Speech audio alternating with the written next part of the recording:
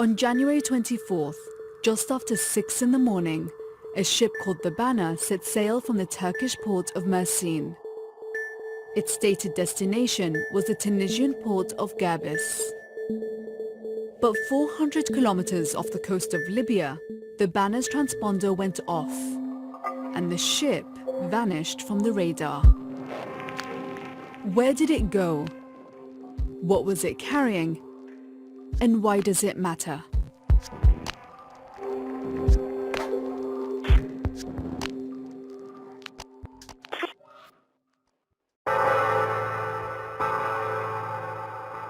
This is why. Libya is now in the 9th year of a civil war that has brought misery to its people. Two main factions are fighting for control of Libya. In the west, the UN-backed government of National Accord holds the capital, Tripoli. Most of the rest of the country is controlled by the Libyan National Army. But these aren't the only players. Vying for influence over the future of the country, at least 6 foreign powers have been sending weapons, money, or men into Libya's civil war. Russia, Egypt, Jordan, and the UAE are backing the LNA. Turkey and Qatar are supporting the GNA. In an effort to put an end to the conflict, all the major players, including Turkey's President Erdogan, met in Berlin on January 19th. Led by UN Secretary-General Antonio Guterres, these powers, including Turkey, agreed to stop sending weapons into the conflict. Today, all participants committed to refrain from interference in the armed conflict or the internal affairs of Libya.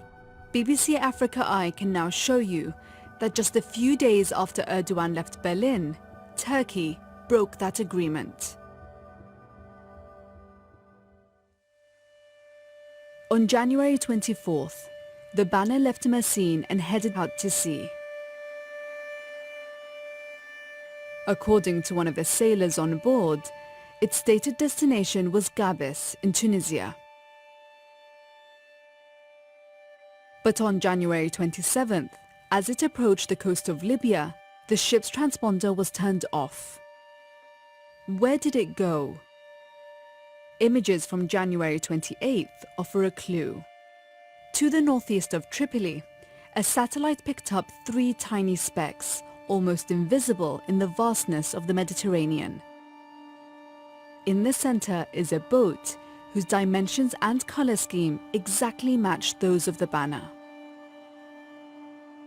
So what about the other ships? This image, posted from Tripoli on January 29th, gives another clue. It shows the Banner was escorted by a G-class military frigate. The only navy that uses these G-class frigates is Turkey's. Clearer satellite imagery, taken on the same day, completes the picture. It shows the Banner docked at the port of Tripoli. What cargo was the Turkish Navy protecting? This video, posted on Twitter on January 30th, gives an answer. It was allegedly filmed in the hold of the Banner and shows a series of weapons including these armored combat vehicles, cannons, self-propelled howitzers, and this anti-aircraft gun. There's nothing in this video that tells us the name of the ship we're looking at. But BBC Africa Eye has obtained these exclusive images, which were taken on board the same ship during the same crossing.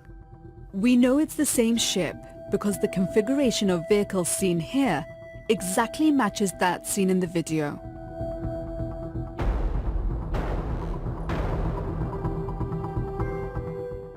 And one in this series of photos confirms that this is indeed the Banner.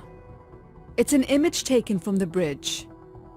Outside, we see one of the G-class Navy frigates that escorted the Banner across the Mediterranean. We can also see that the windows and the railing exactly match those of the Banner.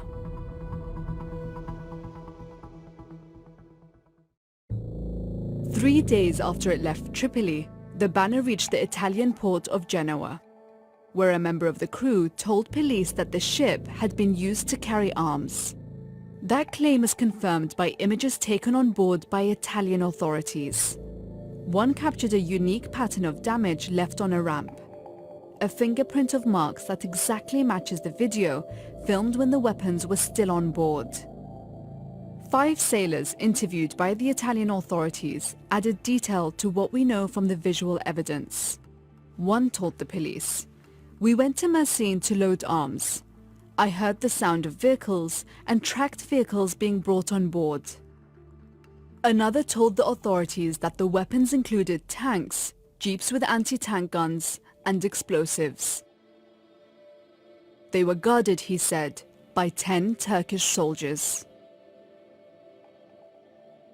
We put these allegations to the Turkish government, who did not respond.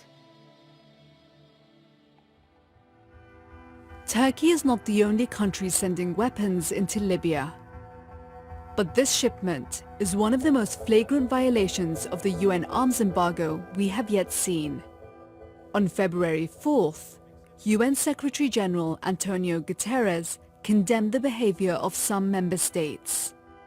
Meanwhile, Security Council resolutions are being disrespected even before the ink is dry. But so far, resolutions and condemnations have done nothing to bring an end to Libya's endless war.